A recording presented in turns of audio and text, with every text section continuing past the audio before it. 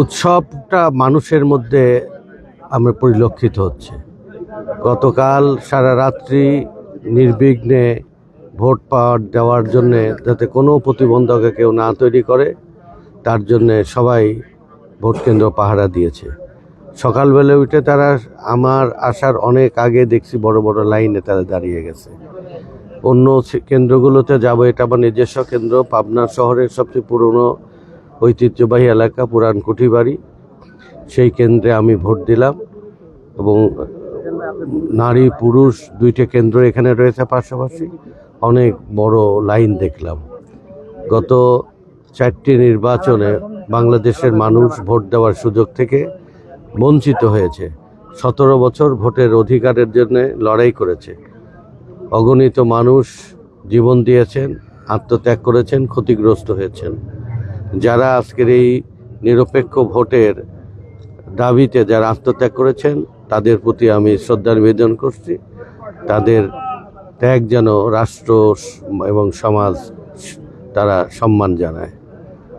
আর একটা রাষ্ট্র যদি এগিয়ে যেতে চায়, একটা রাষ্ট্রে যদি নাগরিকের মৌলিক অধিকার সুরক্ষিত হতে হয়, উন্নত সমৃদ্ধ সোনার বাংলাদেশ যখন গঠন করতে হয়, তাহলে গণতান্ত্রিক অধিকার, আইনের শাসন এবং মানুষের মৌলিক অধিকারটা রাষ্ট্র এবং জনগণকে প্রতিপালন করতে হবে।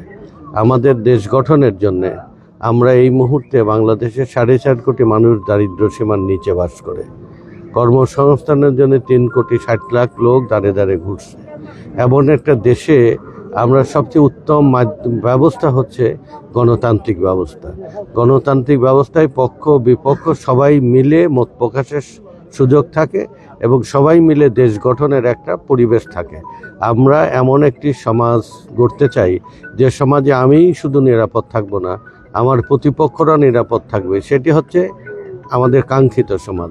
সে কল্যাণকামী সমাজ গঠনের জন্যে তারেক রহমান যে কার্যপত্র ঘোষণা করেছে বাংলাদেশ গঠনের জন্যে, সবার নিরাপত্তার জন্যে, সেটা আমাদের দেশের একটা যুগান্তকারী পরিবর্তন ঘটবে।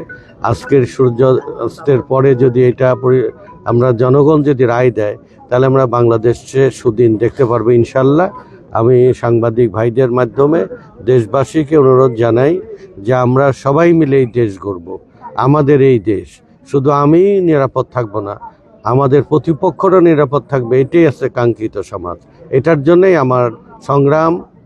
এবার এটার জন্য আমি ভিতর বাইরে দুইভাবে আমি চেষ্টা করব। আমরা বিভিন্ন জায়গায় খবর পেয়েছি বেশ কিছু অভিযোগ ছিল প্রতিপক্ষের বিরুদ্ধে। আজকে নির্বাচনের পরিবেশটা কেমন দেখছেন? আমি তো প্রথম আসলাম, আপনাদের সাথে প্রথম আমার সাক্ষাৎ হলো। আপনাদের কাছ থেকেও আমি কিছু শুনবো, অফিসিয়ালি আনঅফিসিয়ালি।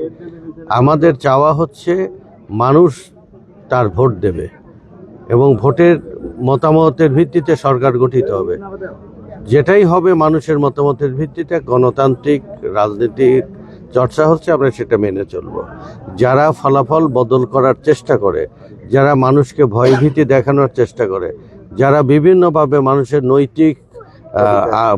নৈতিক মূল্যবোধের যারা ধ্বংস করতে চায়, ভোট টাকা দিয়ে ভোট কিনতে চায়, তারপরে রাতে অফিসারদের সাথে যোগসাজশ করে ভোটের ফলাফল বদল করতে চায়, তারা ভয়ভীতি দেখিয়ে বিভিন্ন গুপ্ত প্রচার করে যারা পরিস্থিতি উস্কানি দিতে চায়, তাদের একটা উপযুক্ত শিক্ষা হবে অবাধ নির্বাচনের মাধ্যমে।